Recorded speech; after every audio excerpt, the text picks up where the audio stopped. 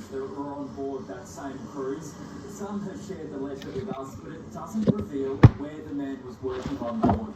Of course, we know about the Ruby Princess. We've heard so much about that ship because of coronavirus. More than 700 cases linked to the Ruby Princess, and police are now investigating the outbreak. But an expert health panel has determined the risk of passengers being infected with tuberculosis on board was very low. In contrast to COVID, which requires only brief contact, to be infected with tuberculosis, prolonged close contact is usually required, and so therefore we focus on screening people who've had that degree of contact. The man's close contacts include hospital staff and other crew members, so they'll be screened for tuberculosis if necessary. Australia has one of the lowest rates of TB in the world, 5 or 6 per 100,000, and there are antibiotics to treat the disease. Marion? Jessie Dorset reporting there from Sydney. A second grade class at a Melbourne primary school is now in quarantine after a child tested positive for the coronavirus. The infected student is linked to the Keilor Downs cluster. It's one of 11 new confirmed coronavirus cases in Victoria, taking the state total to 1,645. The cordons are back at Holy Eucharist Primary School in St Albans in Melbourne's northwest. A Year 2 student who was among the thousands of kids back to school on Tuesday has now tested positive to coronavirus. That child did not have symptoms on site, but we're still taking measures of quarantining the classroom for that child. While the primary school is expected to reopen on Monday, the entire Year 2 class will be in quarantine for 2 weeks. Transmission within schools is really very unusual. We haven't had children infect adults in school settings. Transmission between children seems to be pretty unusual. Investigations are continuing into outbreaks at Keilor Downs, which forced the closure of the Keilor Downs Secondary College this week. Mobile testing's been set up at the Keilor Library. There are now 11 cases in a cluster involving one extended family. At another of Melbourne's developing clusters, an outbreak management squad's been sent in to investigate a quarantine hotel where another 4 workers have tested positive, bringing that cluster to 6. Ridges on Swanston is currently home to 13 returned travellers who have coronavirus. There's been something that's occurred that's allowed transmission to occur, whether it's been through surfaces, whether it's been through personal protective equipment not being used appropriately, or some other mechanism.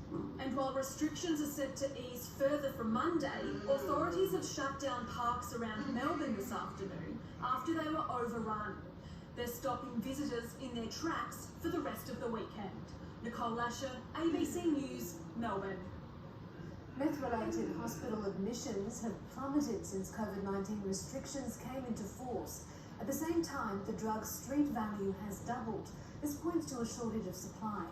But drug researchers and medical staff fear that people will turn to other potentially more dangerous drugs instead. This $12 million haul of methamphetamine made its way into WA concealed in a road train from South Australia, proving the state's COVID-19 borders aren't impenetrable. But the pandemic is believed to be disrupting supply chains, with drug users reporting a massive increase in the cost of the drug since the virus took hold. Clients have been telling our counsellors that supply of methamphetamine has significantly reduced, and that means that price has at a minimum doubled, to the point where many clients are choosing not to use the drug anymore because they can't afford it. Researchers are now trying to work out exactly how the pandemic has impacted drug use. One of the places that we seem to be seeing some early changes is in people's presentation to the hospital emergency departments and other places. The number of people attending WA emergency departments because of methamphetamines has fallen significantly since the pandemic began. The average number of people attending an ED due to meth between January and March was 940. By April, that number dropped 29% to 669. They cause a lot of problem in EDs, so it is surprising that their attendance has dropped the same amount really as everybody else in the community. While the reduction in methamphetamine-related hospital presentations has been welcomed by medical staff, there are concerns drug users will turn to other potentially more dangerous drugs instead. There have been some cases that have ended up in intensive care, which we think are due to adulterated drugs. If there is a decrease in availability and if people's tolerance goes down, there's a real risk of things like increased risk of overdose when supply resumes. Wastewater testing done across Australia during COVID-19 will show exactly how much the pandemic has impacted drug use. The results are expected in October. Rhiannon Shine, ABC News. Well, it's likely to be many months before Australian musicians can travel for performances, putting serious doubts over the livelihoods of artists. In place of gigs, there are high-quality live streams, but so far, musicians are struggling to turn a profit from online concerts. Alex Leahy was really hoping to start 2020 on the right note.